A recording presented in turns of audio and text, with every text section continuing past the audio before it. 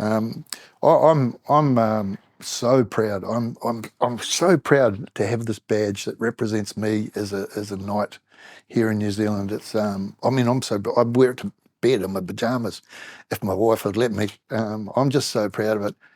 I got my knighthood, which I'm extremely proud of, for services to youth and education.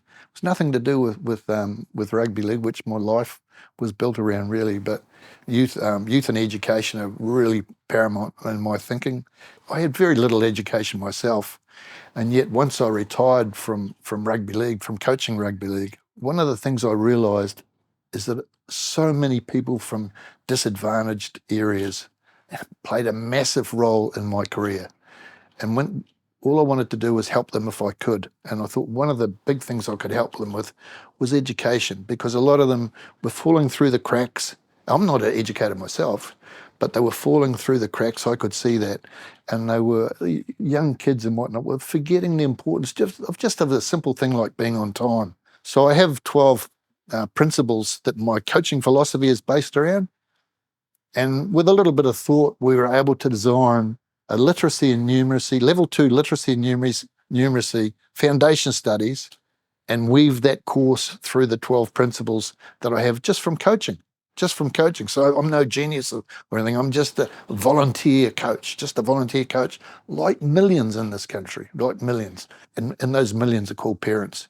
But just from that volunteer coaching experience, I was able to get the polytechnics around the country to weave literacy and numeracy through these principles. And for whatever reason, we've had clinical psychologists trying to give us the reasons why and understand why, but for whatever reason, they worked. I think the youth vote is going to play a major role in the outcome of this election. And I think that I'd just like to, I know I've got twin 20-year-old boys myself, and I listen, they're both at uni, and I listen to their views and I respect their views, and they're certainly already 100 times smarter than their dad, I can tell you that.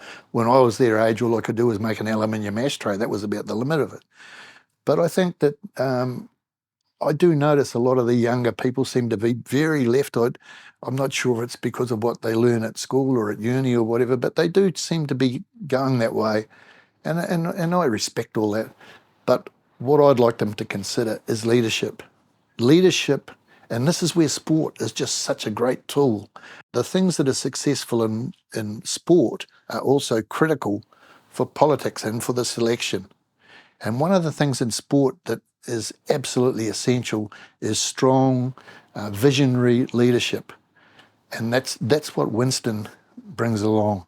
And I know that sometimes I've spoken to young people, even my own boys, and Winston probably seems a little bit old. I think, see, Winston's, I think, around about the same age as me, maybe a little bit older or whatnot. So the only thing that mucks me up is the mirror. Otherwise, I still think I'm young.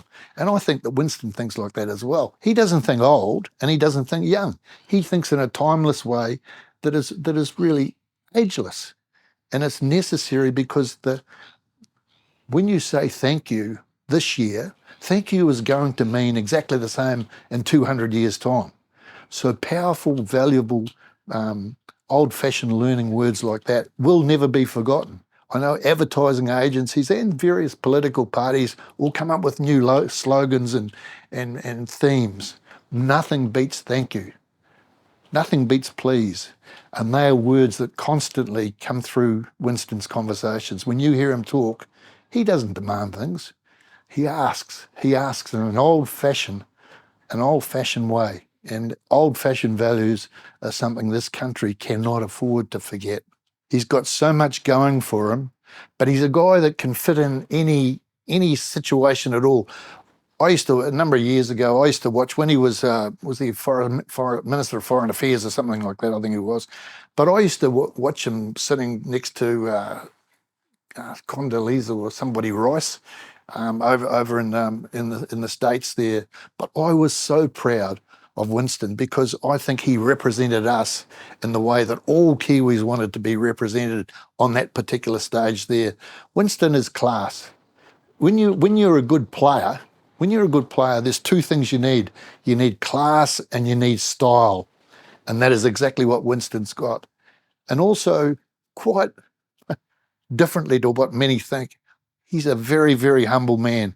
He's a very, very humble man who can mix with anyone. He doesn't forget people. He loves New Zealand. He knows what's important to Kiwis. I've never ever once heard Winston push the Maori thing.